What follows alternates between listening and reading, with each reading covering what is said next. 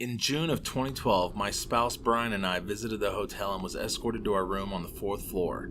We no sooner than unpacked our suitcases when 2 sharp raps were heard on the door. Brian looked through the peephole and no one was there. He then opened the door and looked up and down the hallway, but again, no one was there. On the 3rd night, we stayed on the 2nd floor, and that evening we went on the ghost tour. In front of room 218, where Timothy's ghost is noted to haunt, I felt a touch at my shoulder and caressed my arm down to my hand. I felt the freezing coldness move down my arm and the hair stood up. I immediately looked to my right and there was not a living soul standing there. I suddenly felt an overwhelming sadness sweep over me. That was Cap Mason's account on their stay at the Crescent Hotel. Strange things happen in Arkansas, some with no explanation, be it visions from the past that still live at the Eureka Springs Hotel, or the mysterious deaths of residents in the cities of Bryant and Texarkana. Join us tonight for part 2 of Creepy Legends of Arkansas. Welcome back to the Supernatural State on this episode of Snipe Hunt.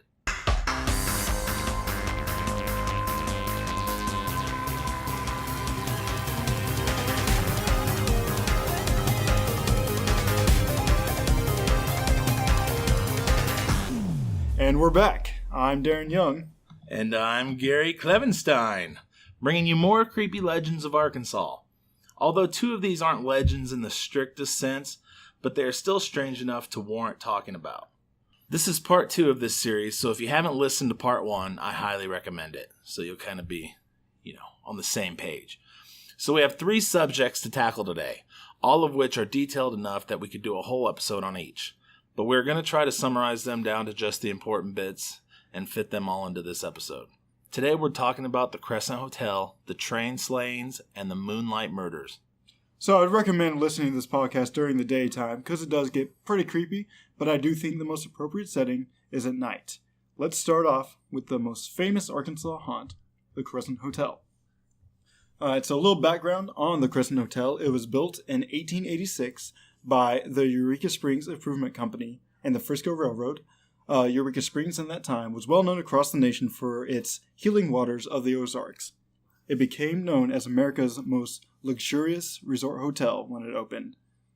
The Crescent Hotel included large rooms, a huge dining room, a swimming pool, tennis and croquet courts, beautiful gardens with winding sidewalks and gazebos.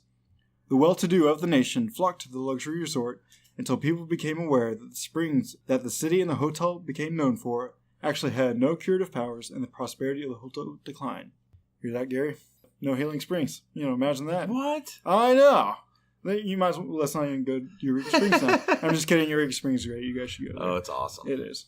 From 1908 to 1924, the building was utilized as the Crescent College and Conservatory for young women, but continued to act as a resort during the summers.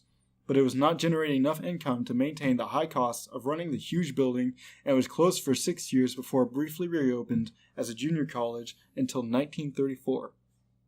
So here's where we get to more of the meat of surrounding the Crescent Hotel. I like meat. Yeah, I don't think meat is actually surrounding Crescent Hotel, but this is where it really sort of picks up. It didn't have a restaurant? Actually, I think it does, but fantastic.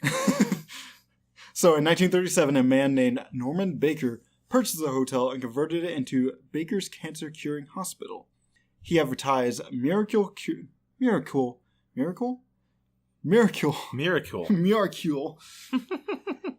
advertising miracle cures that required neither surgery or painful extensive tests. The Baker Hospital alleged that its patients would walk away from the resort cancer-free.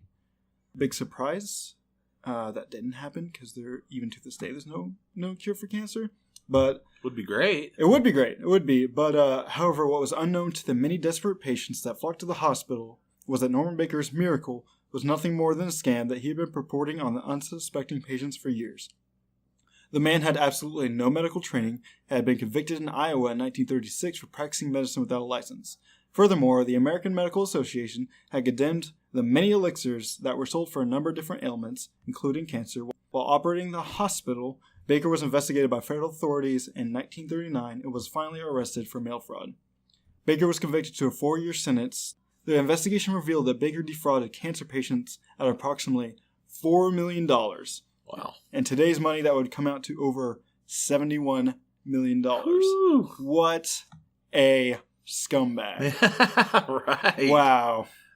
But so many died in the hotel under Baker's care because these cancer patients just weren't receiving any effective treatment for their disease of any sort, because he was just like, here, take this elixir, here, take a walk around the garden. And when you're in that, you're in that position, you have hope for anything. I know. So it's just, he was very easy to take advantage of somebody. Yeah, he was taking advantage of all these poor people. And where was your morals? What a tool. Scumbag.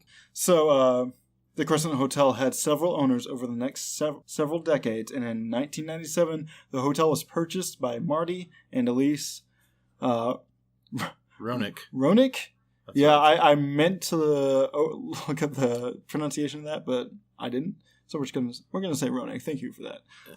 The Roenicks oversaw $5 million worth of renovations and restored the Grand Lady of the Ozarks back to her original glory, which brings us today and the ghosts that haunt the halls of the stately hotel. There are a number of... Sorry. It's all right. Interruption. I'll go ahead and get mine out of there, too. There are a number of spirits that are said to haunt the hotel, according to both staff and guests. According to legend, one of the hotel's original masons was working on the roof but lost his balance and fell to the second floor area and died. His apparition, named Michael, by the staff now resides primarily in room 218, the hotel's most haunted guest room. And everybody, even if people that haven't even been to Eureka, have heard this stuff. Like oh, yeah, I've been to sure. Eureka. I've never been there. I want to go on the ghost tour so bad, but it kind of makes, I don't know, it kind of makes you wonder, since there's a ghost tour, like how much they're capitalizing on. No, for sure. On the stories. Yeah. But nonetheless, I would still enjoy going Yeah, on it'll that be ghost fun. tour, It'll be staying fun. the night in the hotel, because just hearing the stories, your mind's going to screw with you. Exactly. So it's going to Exactly. be exciting either way, Michael is said to be a mischievous spirit who likes to play tricks with the lights, the doors, the television, as well as often being heard pounding loudly on the walls. Others have witnessed hands coming out of the bathroom mirror and heard cries of what sounded like a man falling from the ceiling. Yet other guests have been shaken during the night, and on one occasion, a guest ran screaming from the room, claiming to have seen blood splattered all over its walls. So, like, real horror movie stuff for some of these cases. Yeah, that would be it for me, I think. Yeah, thank you for the pleasant stay at the Crescent Hotel. I think I need to check out right now. What's the earliest checkout available? The apparition of a nurse can be seen on the third floor pushing a gurney. Likely an employee from the days Baker used the building as a hospital. She is only sighted after 11 p.m., the time they used to move the deceased out of the cancer hospital. The nurse vanishes when she reaches the end of the hallway. The sounds of squeaks and rattles that sound like a gurney being rolled down the hallway have also been reported. Guests have looked out into the hallway to find the source of the sound, but there's nothing there. The quack Normal Baker. Normal Baker. It's supposed to say Norman. He's not an extraordinary baker. He's just a normal baker. He's a normal baker. Nothing special about him. He just bakes normal bread. Very bland. Very bland. The quack Norman Baker himself can be seen in the old recreation room in the basement and at the foot of the first floor stairway, dressed in a white linen suit. Many other ghosts were reported, such as Theodora the patient in room 419, a distinguished Victorian gentleman at the bar, and other Victorian-era apparitions in the crystal dining room. The Victorian spirits that linger in the dining room are said to be very playful, and on one occasion during the Christmas season, the Christmas tree and all its packages were found mysteriously moved to the other side of the room. Ooh, ghosts. Additionally, all the chairs have been moved to circle or face the transported tree. On another occasion, staff arrived in the morning to find the dining room in perfect order, with the exception of all the menus scattered about the room. Now, I think I could live with that. That'd be all right. Everything's already set up. That'd be great. Yeah, I mean, the menus were everywhere, but maybe they were just passing them around to each other. That maybe is easy cleanup. They were trying to figure out what to order, and so they had, like, here's a menu for you, Ghosty, here's a menu for you, Bob and Jim. And that's the kind of names they had back in Victorian times, right? Bob and Jim. Edith. Edith. Yeah. Yeah. Edith. Vivian. Oh, I'm sorry. I didn't know you were the Victorian era name expert. Hey, I can do it, buddy. You can do it. In the dining room's kitchen, the apparition of a small boy has been seen skipping around, and sometimes pots and pans are said to come flying off their hooks at their own accord. Little ragamuffin. Will you stop it? I just cleaned this place up. One other often reported spirit is that of a young female who once attended the Crescent College and Conservatory for Young Women, which was open between 1908 and 1924. According to the tale, the young girl either jumped from or was pushed from a balcony to her death. Today, guests report hearing her screams as she falls. So, this one seems to me like a sort of archetype where a young girl commits suicide, like off a balcony or was pushed off a balcony. Because I feel like I've heard it somewhere before. I think it was maybe in like a Supernatural episode. You see it in movies all the time. Yeah, exactly. College movies. So this one's more of a urban legend archetype. So I'm not sure about the validity of that one. But hey, if people report seeing it, so the Crescent Hotel was actually featured on an episode of Ghost Hunters, where the famous TAPS team caught an image of a man on the thermal camera, but there was no one there. I actually saw this episode myself, and it was actually pretty interesting. Is it on YouTube? It might be. I'm going to have to look. I'm not actually don't remember where I saw it, but I don't remember the exact episode. I should have put it there. But basically, they had their thermal imaging camera, their FLIR. They moved it to one side of the room, and you could see the clear outline of a man. But, with the regular camera, you couldn't see anything there. So I thought that was pretty interesting. It was a very clear image on the thermal camera, and they tested out with different reflections and stuff, because sometimes heat can radiate off that. Nothing. Oh. That was pretty convincing.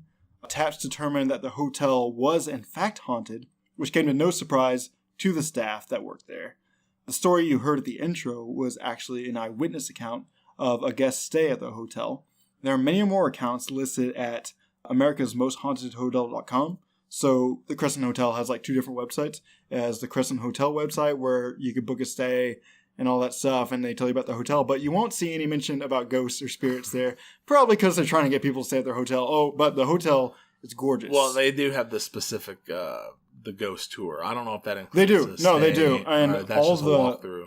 Yeah, they do offer a package because that's their main website is the Crescent Hotel, but they actually have a second website which is where the eyewitness come from, called americasmosthauntedhotel.com, and that's where you hear about all the ghost stuff. So I just thought it was interesting that they had 2 different websites, Correct. one advertising the actual hotel itself, but I don't know if you've seen pictures of the inside of the hotel. It is gorgeous. No. It is so gorgeous. I definitely want to stay there, not just for the ghost stuff, but for also just I just want to stay beautiful. for the ghost stuff. Yeah, absolutely. They have a lot of eyewitness accounts at americasmosthauntedhotel.com, and this is one of those accounts titled Room 309, Man in a Black Suit. Hello, my name is Matt, and my wife Melinda and I stayed at the Crescent Hotel this weekend, June 26, 2010. The hotel is very beautiful and well maintained. The staff could not have been more friendly and helpful, and the breakfast we received on Sunday morning was exquisite. We also took the ghost tour, and Glenn was an excellent guide. The fun that we had was disturbed around 1 a.m. when I heard the sound of shuffling feet in our room. I sat up in bed, and to my horror, I saw an old man who seemed to be balding, with a black suit coat and white shirt standing at the foot of our bed. I could only see this man from the waist up. There was nothing below his waist. I shook my wife awake, and the man had disappeared. I asked my wife to lay facing me since I was scared to death. After about a half an hour, I started to feel something pulling my toes on my right foot and something poking my head and right side. This went on for about an hour. After I thought I had enough for the night, I heard a voice whisper the name Darcy into my ear twice. Darcy. After this, I woke my wife up and said, "We need to leave this room for a while," and we left. We went downstairs to inform the staff as to what happened, and they didn't seem the least bit surprised, but it said that they had never heard of any paranormal activity in room 309. I'm glad we stayed at the hotel this weekend and would love to stay again as soon as I build up the courage. So, my favorite part about this story is that when he was enduring the poking on his head and right side, he waited an hour. He was like, "Nah, it's fine, I'll blow over." He's like, "Oh, it's been 30 minutes. I'll give it about 30 more, and if it doesn't stop, then we'll leave the room." But I hear he gave it a 4-star on Yelp. Yeah, because well, of that's that. good. Yeah, I mean, they probably would have gotten an extra star if that spirit wasn't tickling his toes or, or poking his head. Given the long and storied history of the hotel and all these eyewitness accounts, because we've only covered a couple, but there are so many eyewitness accounts with the Crescent Hotel. Well, the funny thing is, like, I think that everybody has heard stories, and I think that's what it draws a lot of attention to. Absolutely. So, like, that's why I think that he wasn't like, let's leave. Because I Right. think he knew in the back of his mind when he stayed there that he might encounter something creepy. You know what I Right. mean? Yeah. Because everybody's already heard stories. Right, and a lot of haunted hotels like to capitalize on that and Right. to attract more customers. But given the sheer amount, because this is one, like a few guests. This is like almost every guest that stays there Everybody, reports yeah. something, and it's not just them, but the staff, like unnamed staff, will report stuff. It doesn't get advertised at all, but the staff itself have to deal with this. The room goes out of order because of a spirit supposedly messing with it. And so that's just inconvenient for the staff. Right. Well, I honestly think that. I'm just saying the staff themselves don't have much to gain from it, Right. other than maybe a cool story. But Well, I honestly think people would be disappointed if they didn't have any kind of experience whatsoever. no, that's You know what true. I mean? That's true. But the thing is, people won't report not experiencing Right. something there. It's something to talk about. So it's a lot easier to find these stories than it's saying. There's probably a lot of people who didn't experience anything there, but that doesn't necessarily mean that Well, I think this I would stuff be. isn't I would be a happening. bit bummed. I If would be something too. did not freak me out, I even would if be I wasn't too. there for the ghost tour. Like you were saying, you wanted to stay there just because it's beautiful. Yeah, I mean, but Part of you would Okay. probably be disappointed if something. okay, Gary, let's go there and we'll get a room together and we'll try to record, and then we'll come back and say, hey, remember that episode we did on the Crescent Hotel? Hey, we'll record. Here's what some stuff. happened. Here's what happened to us.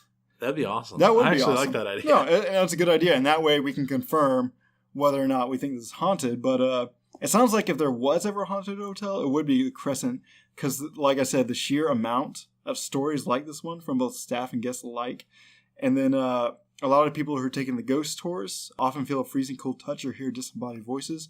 Now, given they are on a creepy ghost tour and supposedly haunted hotel, but still, it's just. Normally, I would just say, "Oh, they're just trying to capitalize on this," or people are making up stories. But just the sheer amount of people is ridiculous. So I think that offers at least some validity to it. It is often said that if you don't believe in ghosts, then you have never been to the Crescent Hotel. Ooh, spooky.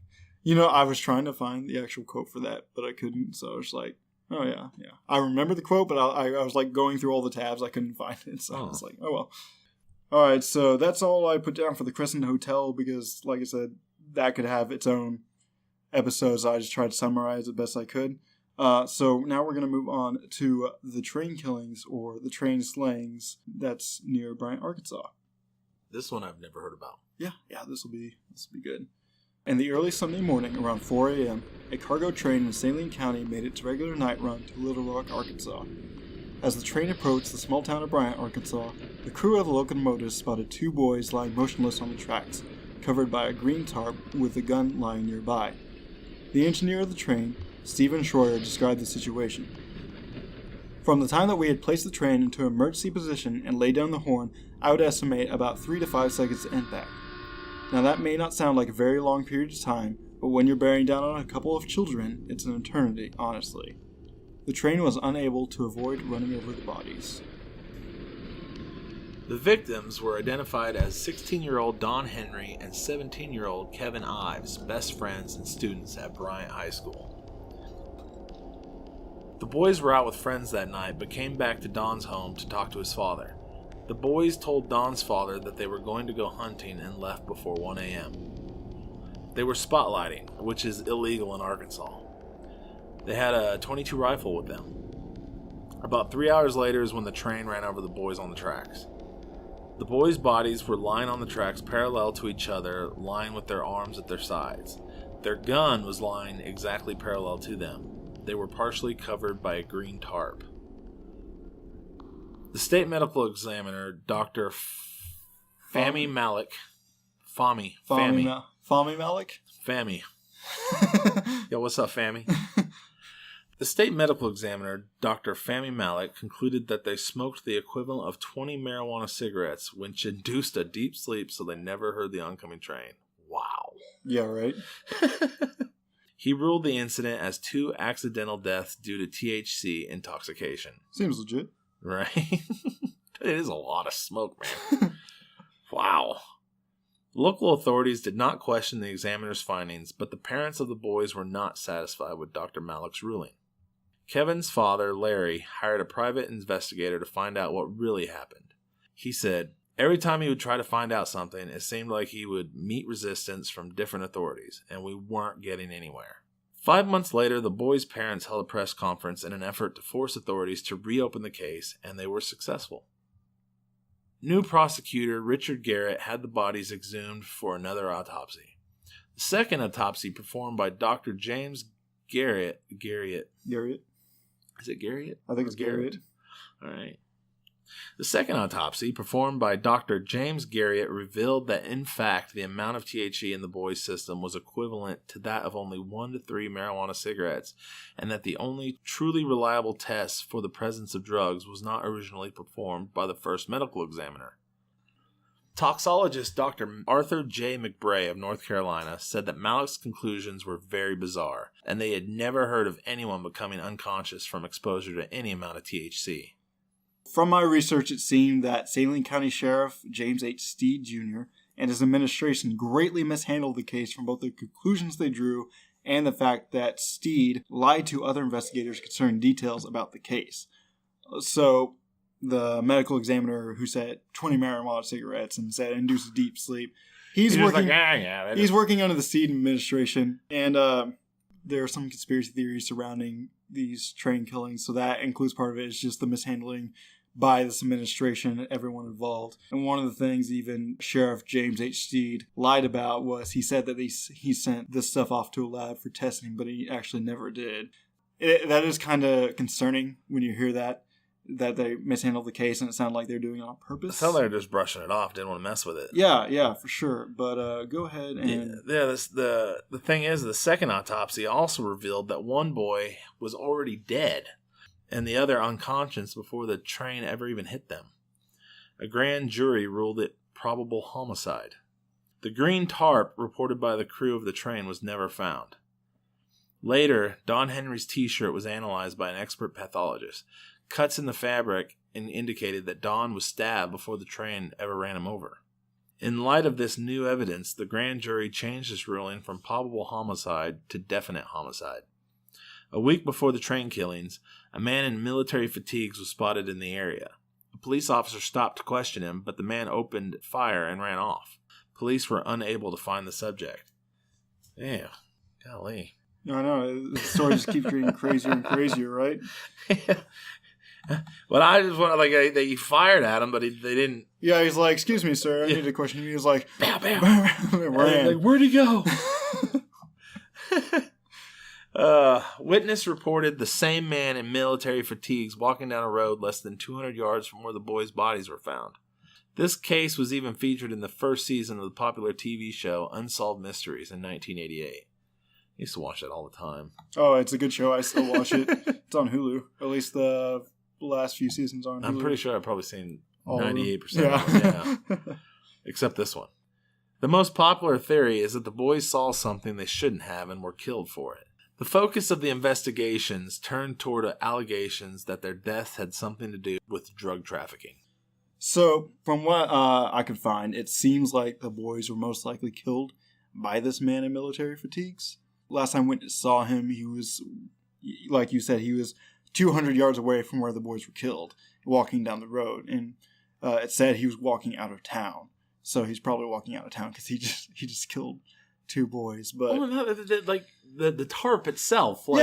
Yeah, the train crew reported there was a green tarp that was partially covering the bodies, and then that they never found it. Like, granted, the train was unable to avoid running over the bodies, which included the tarp, but the fact that they never found the tarp was weird to me. But for that one guy to say, oh, they were just super high. Yeah. Really high. yeah, They were so high. They were so high that they lied down perfectly parallel to each other in the exact same position. And they got comfortable with And they put a tarp It was over a them. cold night. Who knows where the tarp came from? Because apparently they just, according to the father that they went to the house of before they went spotlighting, which they seem to avoid getting caught from, Right. they just took a flashlight and the .22 rifle with them. So they were so high, they laid the rifle on the tracks. They laid down right beside the rifle, parallel to each other in the same position, and they covered themselves with the tarp. Seems legit. But now, that was the theory at the time. But obviously, since it was reopened and then they did the analysis on the t-shirt and found that one of the boys was stabbed. So it's definitely a homicide. Well, most likely perpetrated by this man in fatigues. Who knows who this man is? Or if he was just like... But they weren't just super high. They may have been a little high. Yeah, there's they a were big difference. murdered. There's a big difference between 20 marijuana cigarettes and 1 to 3. Well, and just in case y'all are wondering, spotlighting, and correct me if I'm wrong, but I'm pretty sure that's where you shine a bright light on your prey that you're going after. Yep, it's like literally deer in the headlights, and while they're paralyzed like that, that's when you take a shot at them. Very legal in Arkansas. Arkansas is big on hunting, so it's very frowned upon. It's a no-no. Yeah, they'll get you for it. So, as you were saying, the focus of the investigations towards allegations that their deaths had something to do with drug trafficking. Maybe this man in military fatigues wasn't just a crazy guy living in the woods. Maybe he had something to do with a criminal organization of some sort. It seems that many people that were associated with the case, including a crime scene photographer and 3 witnesses that were called to testify by the grand jury, were all found dead within months of each other. Strange. It's very strange. The deaths were ruled as homicides, but arrests were never made. Also, very strange. I tend not to believe in conspiracy theories, but that's weird. And like a multitude of other accusations, the case of the train killings was, of course, connected to the Clintons. Because why wouldn't they be? What isn't? Yeah, exactly. So this theory claimed that Bill Clinton was involved with a conspiracy that included the illegal shipment of cocaine, guns, and money from Central America through Arkansas. Of course, Arkansas, the last place everyone would look. And that the boys were murdered upon discovering one of these shipments, as outlined by the 1994 propaganda video, The Clinton Chronicles. And I never heard of the Clinton Chronicles before this, but I think this is where all their accusations of being involved in criminal underground and all their assassinations of people who could testify against them have came from. I try to avoid all politics. Yeah, no, me too. Dun dun dun. Yeah, if you believe that the Clintons were involved in this, then you probably very much enjoy the Clinton Chronicles. But it seems like it's the Alex Jones version of just bashing the Clintons. To this day, Kevin Ives, which is one of the boys that was killed, the mother is still trying to find out what exactly happened, but the case still remains unsolved. Cue unsolved mystery music. Yeah. I think we would get a copy strike for that one. Otherwise, I totally would. Let's go on to the Moonlight Murders. The Moonlight Murders. What a great name. Sounds beautiful, actually. Sounds ominous. Our next case brings us to the Metropolitan Statistical Area of Texarkana, which is a 2-county region consisting of the twin cities of Texarkana, Texas, and Texarkana, Arkansas. It's basically a large city, which is shared by 2 states. The city motto is twice as nice. Which is hilarious to me. So basically it's just a huge city that's like right on the border between Arkansas and Texas. Literally like right on the border. A series of attacks occurred here on the weekends from February 22nd, 1946 to May 3rd, 1946 by an unidentified assailant known as the Phantom Killer. So lots of great names being thrown around here. We got the whole murder spree in itself called the Moonlight Murders because they were all committed at night. And then we have the Phantom Killer. I sense a movie coming on. Let's write it. Well, I want to play the Phantom Killer. Well. The thing is, there's already been a movie, but I was going to get to that later. Oh, dang it! Let's revamp it. Even though they did in 2014, and it didn't work out too well. Oh. But this is 2018. Movies have evolved since in the last 4 years. Michael Bay to direct it. Explosions everywhere. Yes. Okay. So on the night of February 22nd, 1946, 25-year-old Jamie Hollis and 19-year-old Mary Jean Larry, parked on a secluded road known as Lover's Lane after seeing a movie together. Just before midnight, a man wearing a white cloth mask resembling a pillowcase with eye holes appeared at the driver's side door with a flashlight and said, "I don't want to kill you, fellow, so do what I say." Yeah, all the ominous killers calling people fellow. Right? Yeah. I don't want to kill you, fellow. Well, he might. This is the Arkansas-Texas border, so he probably had a thick Southern accent. Before I go any further, if you have any kids listening right now, you might want to give them a break at least until the end of this attack, because it gets pretty gruesome. The couple was ordered out of their car, and the masked man ordered Jimmy to quote, take off his goddamn britches. When Jimmy complied, the man hit him in the head with a pistol hard enough to fracture his skull. Ow. The assailant ordered Mary to run, which she did, but was overtaken by the attacker, who asked why she was running. Mary said it was because he ordered her to, and he responded by calling her a liar, and then he sexually assaulted her with the barrel of his gun. Mary was able to run to a nearby house after the assault, and police were called, but unable to find the masked man. The couple was hospitalized and treated for their injuries, but both survived. Mary claimed that she could see through the eye holes of the mask and that the attacker was a black man, but Jimmy claimed he was white. They did both agree that he was around 6 feet tall. And then this was part of it, but for some reason law enforcement repeatedly challenged their account and claimed that the couple knew the victim and was covering for him. I'm not sure what the authorities were thinking in this case. That's weird. It's like, oh yeah, we were just attacked by a masked man. You know him, don't you? You know him. Give him up. That's kind of messed up. That was just the first attack. You want to tell us about the second one? And in the morning hours of March 24th, a passing motorist discovered an Oldsmobile sedan sitting in a Lover's Lane with 2 people inside, which I've heard that's the best way to experience Lover's Lane. And an Oldsmobile 2 people. sedan. Well, and to have 2 people. Yeah, It's not so romantic by yourself. Are you speaking from personal experience, Carrie? Yes, I am. All right. Anyways, his first thought that they were asleep. The bodies were that of 29-year-old Richard Griffin and 17-year-old Polly Ann Moore. Ugh. Yeah. Kind of a bit of an age difference there. That's what I was going to say. Different time. Richard was found between the front seat on his knees with his head resting on his crossed hands and his pockets were turned inside out. Polly was found sprawled face down in the back seat. So there had to have been a scuffle or something. If he's in the front, she's in the back. Or at least the killer moved her into the back seat. That's true, yeah. Griffin was shot twice while still in the car, and both were shot in the back of the head and were fully clothed. No reports indicate that a sexual assault had occurred, and that's what I was thinking. Maybe that's why she was in the back seat. I had the same thought when I was researching this. So that's what made it weird. But anyway. On the evening of April 13th, 1946, Betty Jo Booker, age 15, performed with her band at a local club and was picked up from the gig by her friend, 16-year-old Paul Martin. Paul Martin's body was discovered later that morning on the edge of the road. He had been shot 4 times. Booker's body was found almost 2 miles away from Martin's body behind a tree. Her body was lying on its back, fully clothed. She was shot twice by the same weapon from the first double murder, a .32 automatic Colt pistol. Martin's car was found about 3 miles from Betty Jo Booker's body, with the keys still in it. Examinations of the bodies indicated that the couple put up a terrific struggle. I mean, I guess if you're to put up one, it better be a terrific one, right? Yeah, absolutely.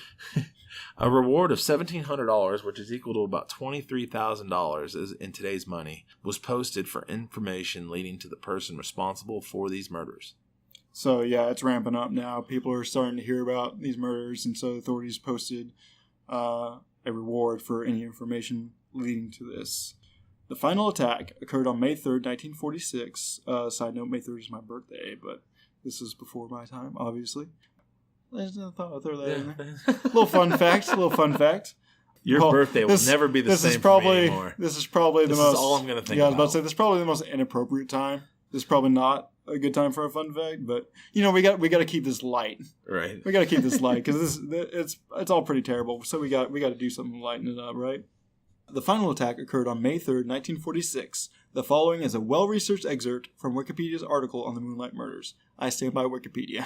I don't care what any teacher says. Wikipedia is a great and accurate source for information. On Friday, May 3rd, sometime before 9 p.m., Virgil Starks, age 37, a farmer and welder, was in his modest yet modern ranch-style house on his 500-acre farm off Highway 67 East, almost 10 miles northeast of Texarkana. Lots of details. That's why I said it was well-researched. Just that one sentence, so much details. It was just a modest yet modern ranch-style house on his 500. Anyway, he turned into his favorite weekly radio show, and his wife, Katie, age 36, gave him a heating pad for a sore back. He sat in his armchair in the sitting room, which was just off the kitchen in the bedroom. While Katie was in her bedroom, lying on the bed in her nightgown, she heard something from the backyard and asked Virgil to turn down the radio.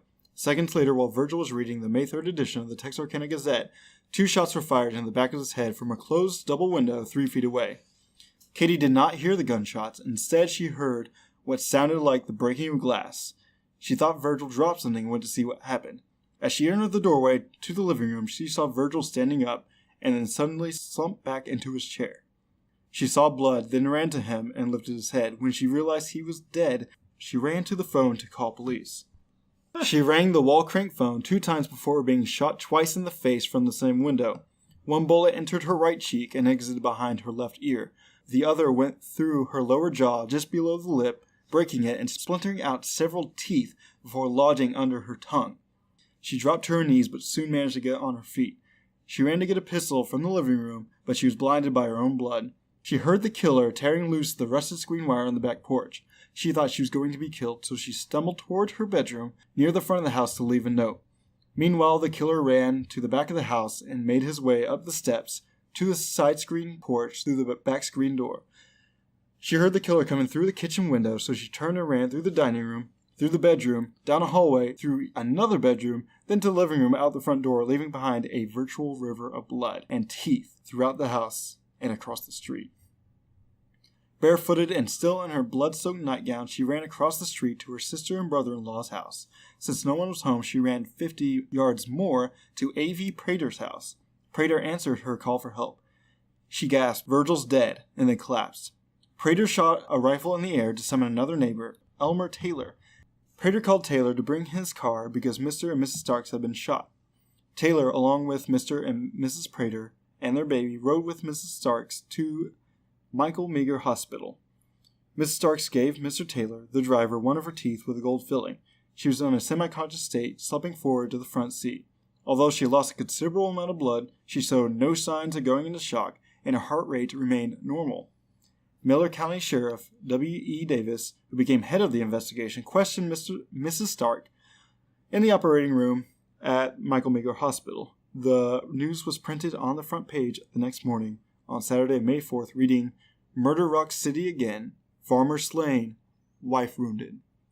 Alright, so let's talk about how tough this farmer's wife is.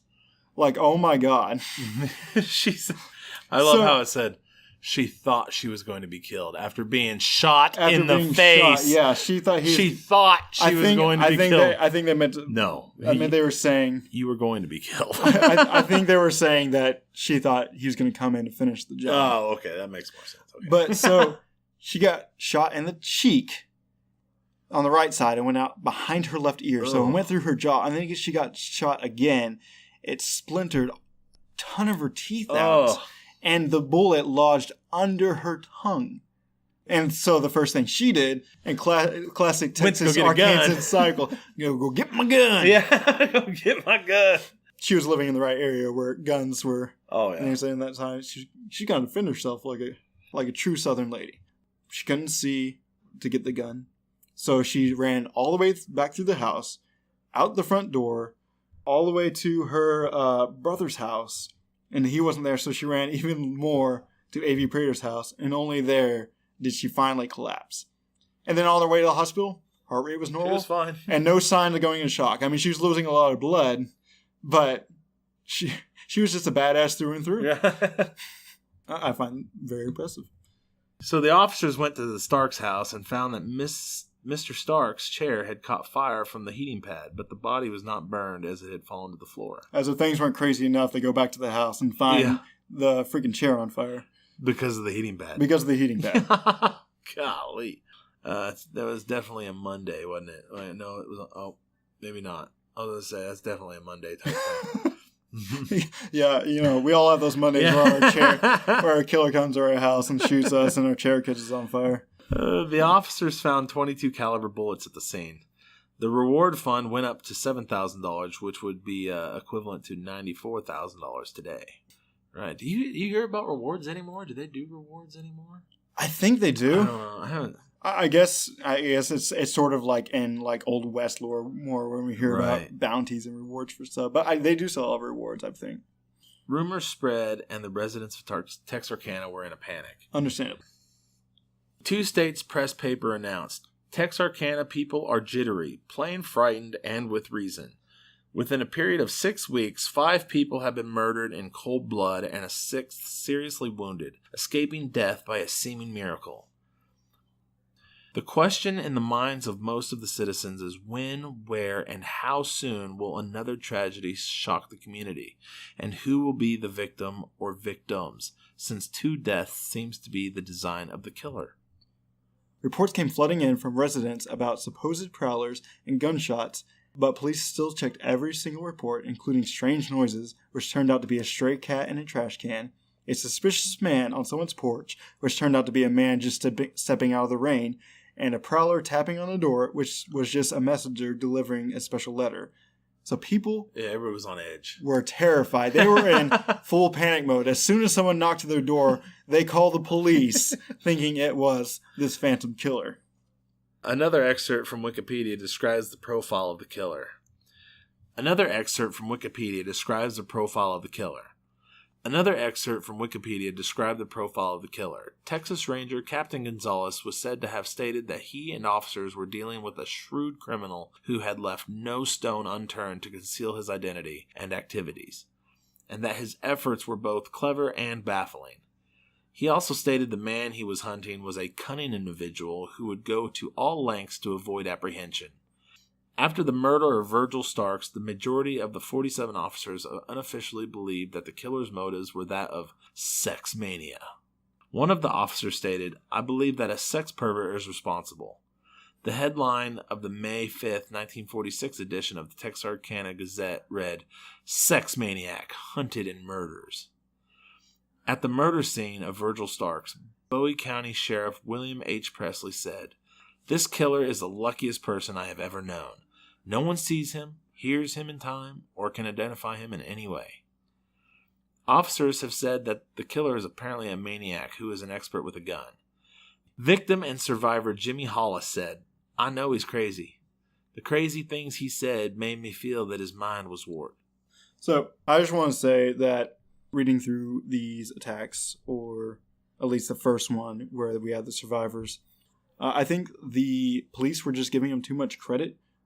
Forensic obviously wasn't as advanced back then as it was today. So as long as you got away from the crime scene before the police got there, you pretty much got away from it. And nowadays you have social media. Yeah, exactly. So when they're saying he's a cunning, shrewd individual who does everything he can to not be caught, it's mostly just he's not there. Right. When the police get there. He didn't have to do much. They did have fingerprints at this time, but they didn't. I'll explain a little bit more about it later. They found fingerprints at one of the scenes. Just one. They didn't have any suspects to compare it to.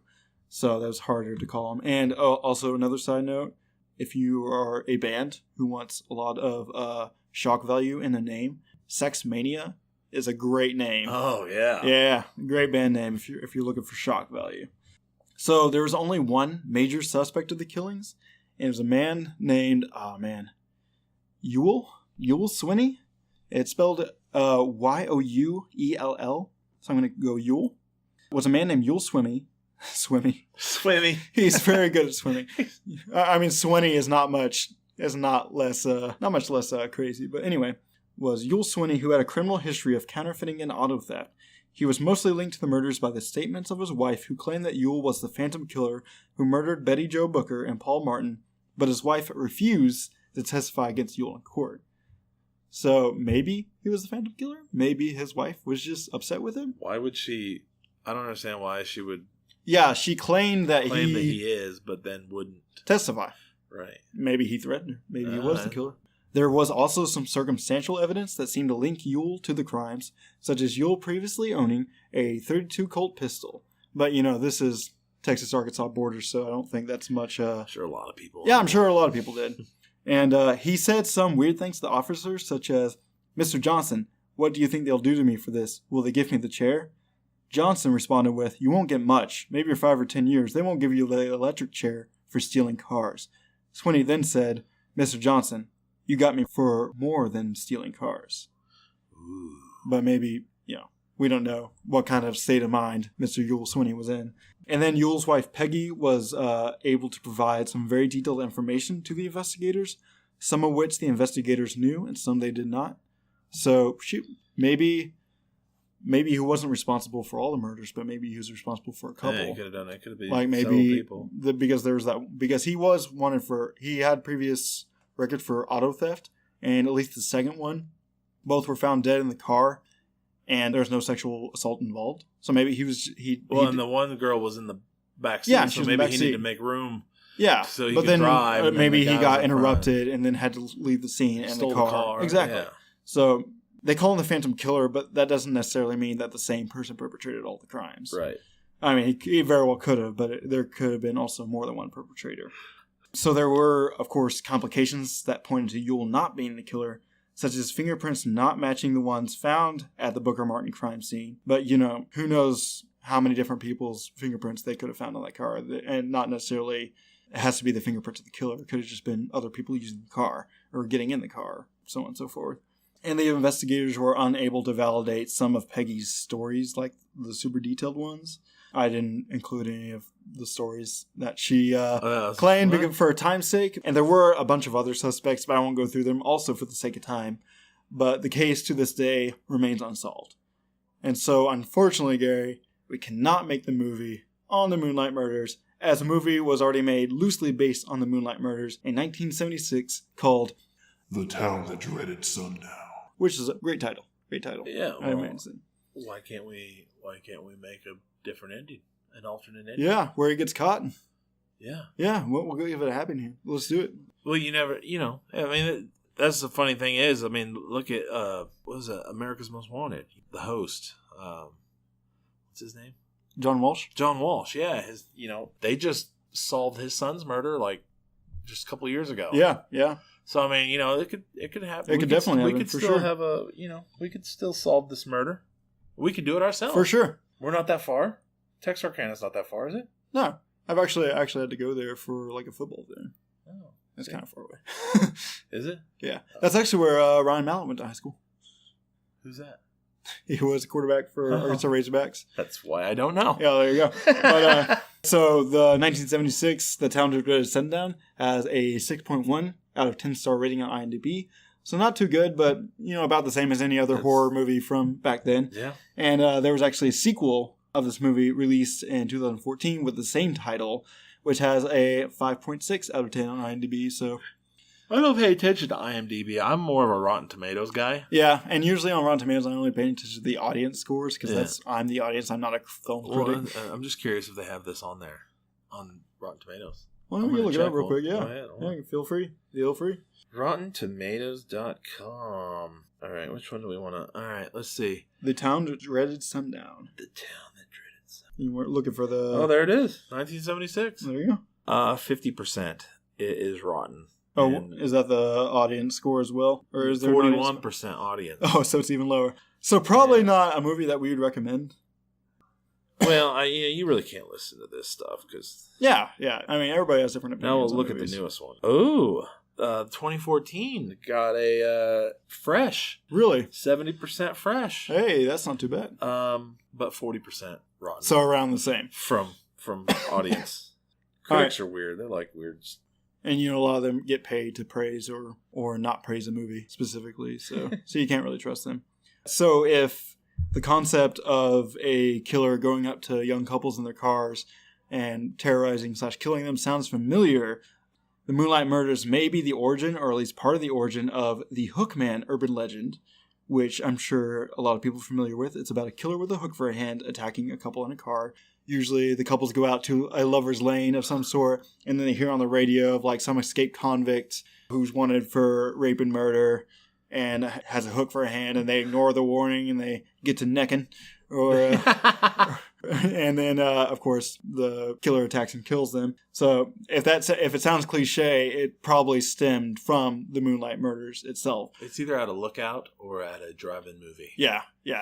It's some sort Lover's Lane, Lover's Lookout, whatever you want to call it. But so the legend has actually been around since the 1950s, which is just a few years after these murders. So yeah, it definitely could have been.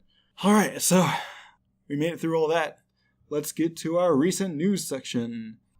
I couldn't find too much recent news on these subjects, except for an excerpt from encyclopediaofarkansas.com on the train killings. In August 2016, a new lawsuit was filed by Linda Ives citing a violation of the Freedom of Information Act by local and federal officials, or stonewalling, in relation to the boys' deaths. On November 15, 2017, a federal judge ordered 3 defendants in the suit: the Executive Office of U.S. Attorneys, the Drug Enforcement Administration, and the Department of Homeland Security to turn over for private review documents that had formerly been redacted. The judge dismissed several other agencies from the suit, including the CIA, the Central Intelligence Agency, the U.S. State Department, the FBI, and the Arkansas State Police, the Saline County Sheriff's Office, and the Bryant Police Department.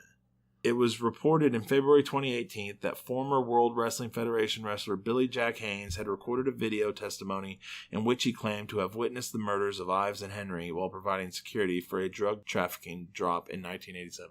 Okay. She cited a violation of the Freedom of Information Act, and the judge of the suit ordered documents be turned over. And that was the most recent news I could find anything. I don't know if they found anything within those documents, but it seems like Linda Ives definitely believes in some sort of conspiracy involving the authorities of the investigation, and even all the way up to the CIA and the FBI, which seems a little ridiculous to me, but she's a distraught parent, so not that I blame her. And then, to make it even weirder, former World Wrestling Federation wrestler Billy Jack Haynes claimed that he witnessed the murder of Ives and Henry while providing security for a drug trafficking drop. But that's all the information I could actually find on this. I didn't really find any more. He just chose not to say anything? He made a video testimony. I probably should have watched the video testimony, but I completed this at 2 o'clock in the morning, so I was just like... So that's the most recent news on the matter. So we made it through. We made it through this very detailed episode of Snipe Hunt. It was a lot of work. It's definitely going to be our longest one. Really? It'll be our longest one? Yeah, it'll be our longest one to date. Really? Yeah. It's already... It didn't feel like it. Yeah. Well, we got through it fairly quickly. Maybe it felt like it for you guys. Yeah. Hopefully it did. Hopefully not. But any final thoughts on what we covered in this episode? No, but I've got some YouTube videos to watch now because I'm intrigued. No, I definitely enjoyed making this local legend of Arkansas because, I lived here all my life, and some of these I never even heard of before. And I hope if you're an Arkansan or live anywhere close in the area, I hope you find it just as interesting as I did. Thanks for listening. If there's anything I missed, or if there's anything you guys should have thought I included, please contact me at snipehunpodcast@gmail.com. Or any ideas on future episodes. Yeah, definitely. You can email me, or you can even send us messages on Facebook. We're both admins of it, so we'll both see the message. The best way to grow this podcast is just by word of mouth. Just tell your friends about it. If you enjoy the podcast, let them know what it's all about. If you don't enjoy it, still tell your friends about it. Yeah, for sure. All press is good press. Exactly. For sure. And if they want any tips for us, we're just one message away. Send away. We're totally open to any feedback, for sure. And be sure to leave us a rating on iTunes. That will definitely help us out. You can listen to this podcast on anywhere you listen to podcasts, really. Podbean? Yeah, Podbean, iTunes, Podcast Addict. Anywhere you listen to Spotify? Oh, I'm not sure. Not sure. Oh. I don't think so. Oh, okay. Probably not Spotify. Oh. So, yeah, definitely get in contact with us. We're having fun with this, and we hope you are too. Until next time. Arkansas is known for its natural scenic beauty, clear lakes and streams, and abundant wildlife. But it appears there is more going on here than it seems at first glance. Keep your eyes open because you never know what's lurking in the hills of the highlands and in the shadows of the lowlands, watching and waiting for you. Logo designs by Ethan Rothfuss. All music heard, with the exception of the intro and outro, is by Kevin McLeod on Coppertech.com. Possible tracks played include Crypto, Day of Chaos, Evening of Chaos, and Static Motion. Once again, thanks for listening. We'll see you on the next one.